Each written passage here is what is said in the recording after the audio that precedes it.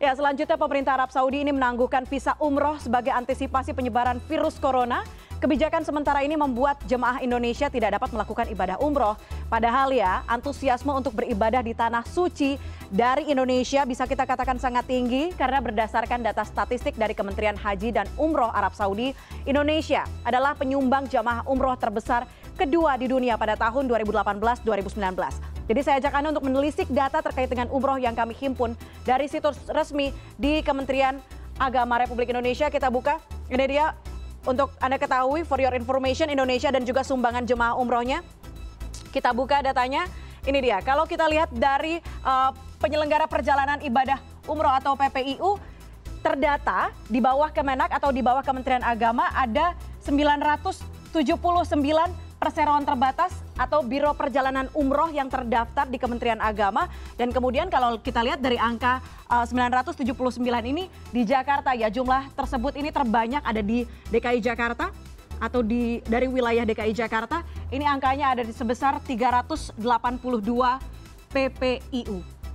Dan juga ada 11 cabang di Jakarta. Jadi ini yang kemudian menampung para jamaah umroh untuk berangkat ke Mekah dan ke Madinah untuk beribadah di sana. Kemudian berikutnya kita lihat, ini kalau melihat data sebelumnya di tahun 2018 yang mungkin mencapai angka sekitar 1 juta jamaah umroh di sana. Nah, ini ada prediksi jamaah umroh asal Indonesia. Jadi kita mendapatkan data dari Asosiasi Muslim Penyelenggara Haji dan Umroh Republik Indonesia. Menghitung dalam 5 tahun terakhir ini naik, katanya angkanya naik jadi 68%.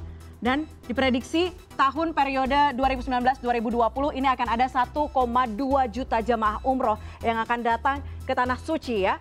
Nah, berikutnya kita juga lihat, ini kalau Indonesia ada sekitar 1,2 juta prediksinya jemaah umroh. Ini data yang kami lansir dari Kementerian Haji dan Umroh Arab Saudi. Ini per tahun 2019 atau 2018. 2019. Ini dia. Kalau kita lihat yang pertama ada Pakistan, tapi Indonesia ini masih menempati posisi kedua dengan jumlah ada lebih dari 1.017.000 jemaah umroh di sana.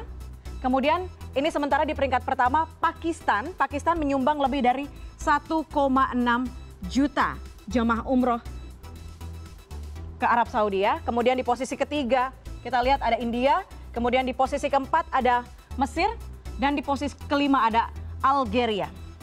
Berikut ya kita lihat.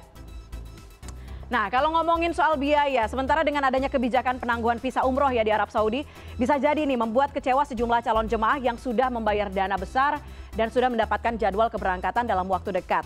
Jadi kalau kita lihat kan dananya ini besar, mungkin mengumpulkannya bukan dalam waktu cepat begitu ya, dalam waktu yang lama.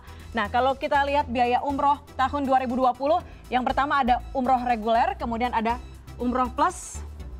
Ini kalau kita lihat umroh reguler angkanya paling sedikit dipatok 20 hingga 30 juta. Tapi kalau melihat angka 20 juta ini sesuai dengan batas bawah dari Kepdirjen 323 tahun 2019 tentang pendaftaran perjalanan umroh.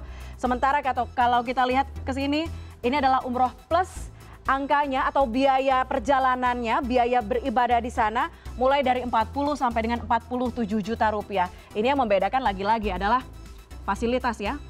Fasilitas yang mungkin hotel, kemudian transportasi, dan juga biaya fasilitas dan layanan yang lain-lain yang kemudian membedakan harga ini keduanya. Tapi kalau kita lihat bukan cuma konsumen atau calon jamaah yang kayaknya kecewa, yang kayaknya rugi gitu ya. Kalau ngelihat dari harga ini, kita bayangkan misalnya 1 atau 2 minggu ke depan ada 50.000 atau mungkin 30.000 jamaah umroh yang akan berangkat, kemudian gagal berangkat, artinya ya kaliin aja 20 juta.